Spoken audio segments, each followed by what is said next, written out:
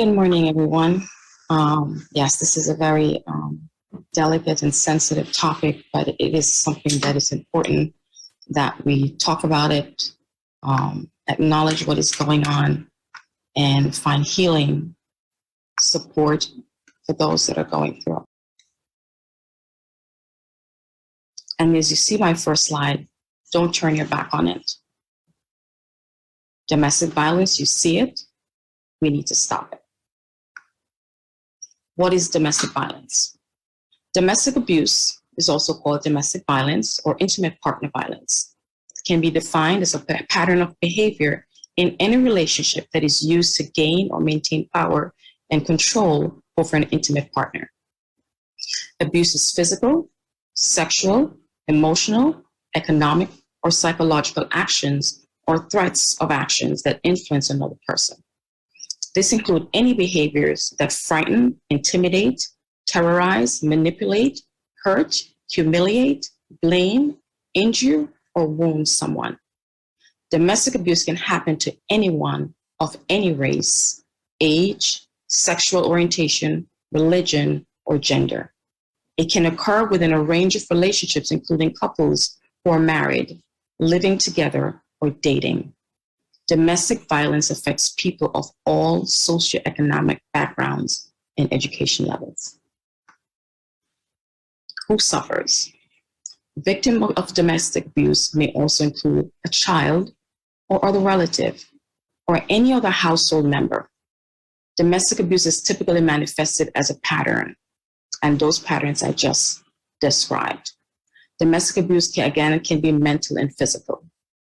So it's not only the person that is enduring the abuse, but the family members around also suffers during this time. Can you recognize the signs of domestic violence? It might not be easy to recognize domestic violence. Early in the relationships, your partner might seem attentive, generous, and protective in ways that later turn out to be controlling and frightening. Initially, the abuse might appear as isolated incidents. Your partner might apologize and promise not to abuse again. Here are some of the signs. Embarrasses or make fun of you in front of your friends or family. Put down your accomplishments. Make you feel like you're unable to make decisions. Tell you that you're nothing without them. Treat you roughly, grabbing you, pushing you, pinching you, shoving you, hit you. Call you several times of night to show up just to make sure you're where you're supposed to be, there where they expect you to be. Blame you for how they feel or act. Pressure you sexually for things you aren't ready for. Make you feel like there is no way out of the relationship. Prevent you from doing things you want, like spending time with your friends and family. Isolation is always a red flag.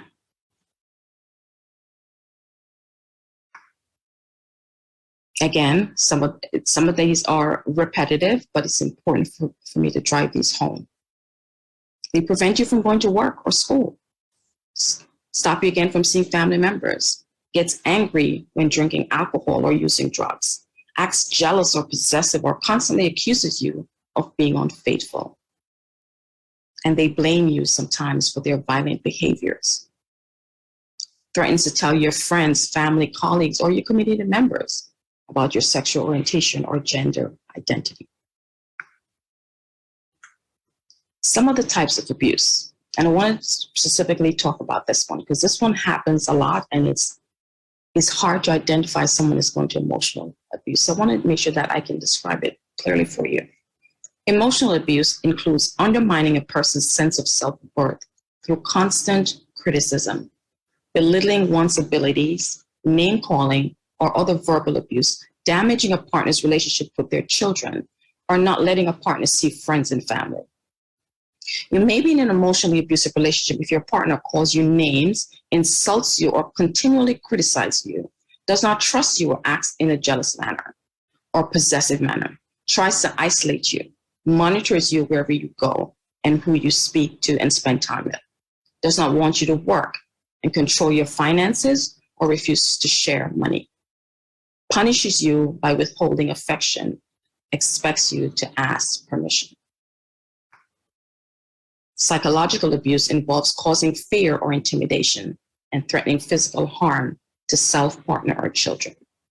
There's also the financial abuse, which I spoke about earlier, economic, and other. Physical abuse involves hurting or trying to hurt a partner by hitting, kicking, burning, grabbing, pinching, shoving, slapping, hair pulling, biting, denying medical care, or forcing alcohol or drug use, or using other physical force.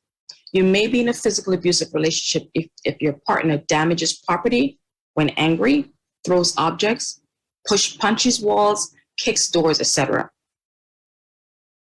Abandons you in a dangerous or unfamiliar place, scares you by driving recklessly, uses a weapon to threaten or hurt you, forces you to leave your home, traps you in your home or keeps you from leaving, prevents you from calling the police or seeking medical attention, hurts your children, uses physical force in sexual situations.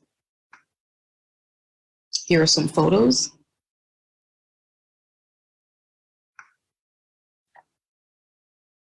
It is what's called the power of control. That is the abuser of what that person does. Recognize the signs. I cannot drive it home enough. Does your partner sometimes feel scared of how your partner? Do you sometimes feel scared of how your partner behaves? Or constantly make excuses to other people for your partner's behavior? Believe you can help your partner change if you change something about yourself. Try not to do anything that would cause conflict or make your partner angry. Always do what your partner wants instead of what you want. Stay with your partner because you're afraid of what the partner would do if you broke up. Don't take the blame. You may not be sure whether you're the victim of or the abuser. It's common for survivors of domestic violence to act out verbally or physically against the abuser, yelling, pushing, or hitting him or her, that you are the abusive partner. You may have developed unhealthy behaviors. Many survivors do. That doesn't mean you are at fault for the abuse. If you're having trouble identifying what's happening, take a step back and look at the larger patterns in your relationship. Then review the signs of domestic violence. If in an abusive relationship, the person who routinely uses these behaviors is the abuser. The person on the receiving end is being abused. Even if you're still not sure, seek help. Intimate partner violence causes physical and emotional change, no matter who is at fault. Domestic violence can also affect your children.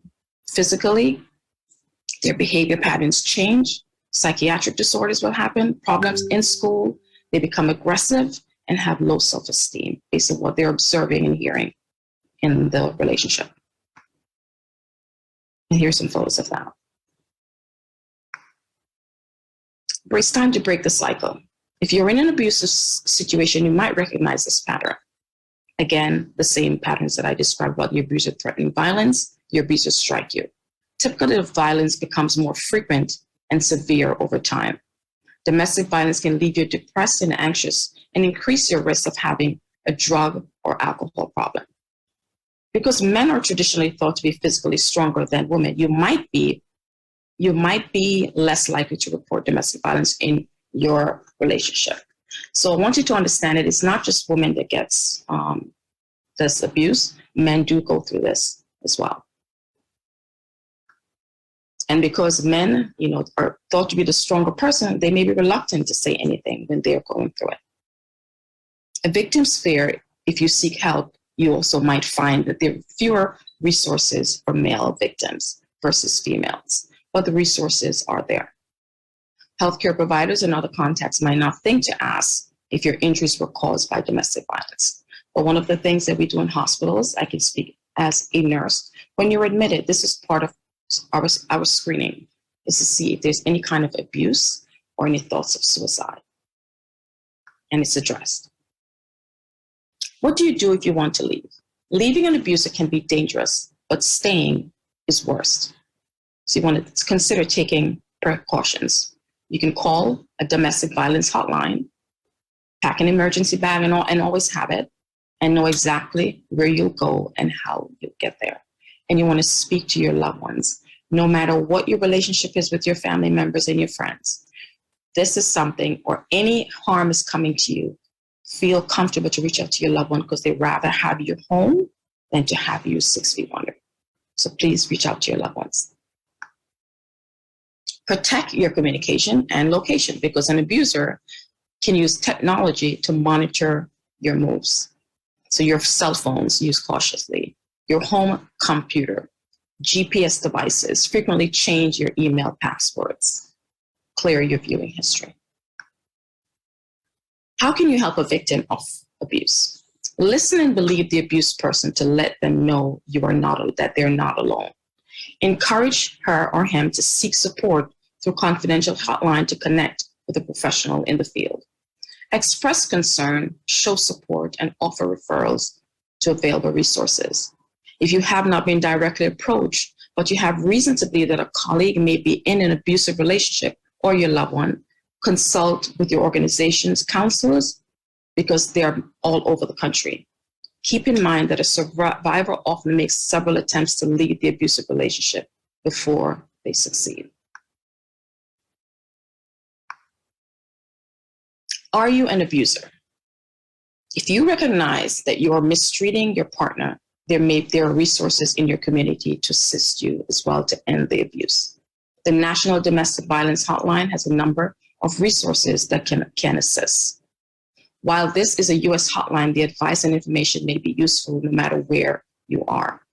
Understand that domestic abuse is not only against the United Nations Code of Conduct, but you may be subject to criminal prosecution under the law that is applicable in the duty station where you work. And here are some of the statistics. 1 in 3 women and 1 in 4 men goes to domestic violence.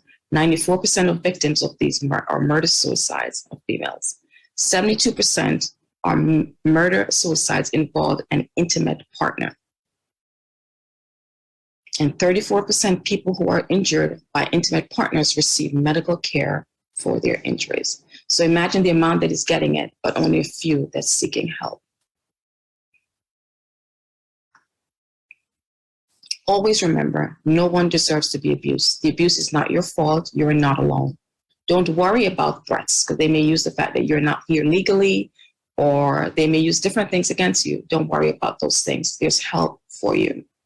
Now, many don't know that there's a domestic sign signal, that if someone signals you, that's usually a sign of they're being abused. And that's where they hold their forefinger, the thumb comes in, and they do like this. But they may not be able to verbally say what's going on. Where to seek help and support. Find someone you trust. You can speak to your healthcare provider. You can speak to mental health centers and the local court or the local police department. This is the information for the National Domestic Violence Hotline. It's 1-800-799-SAFE. Advocates are always available 24/7. The National Center for Victims of Crime is 1-855-4-VICTIM. I hope this information was helpful. I want to thank you for your time and your attention. Again, remember that we are praying for you. We are here for you, and don't hesitate to reach out.